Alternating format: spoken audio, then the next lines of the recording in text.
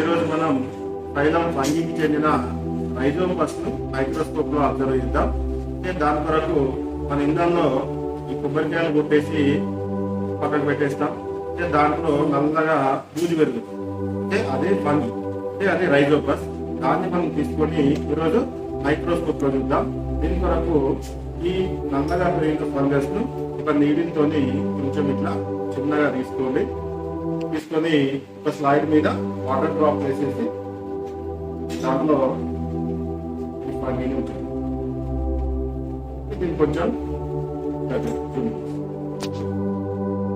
spread చేసేసి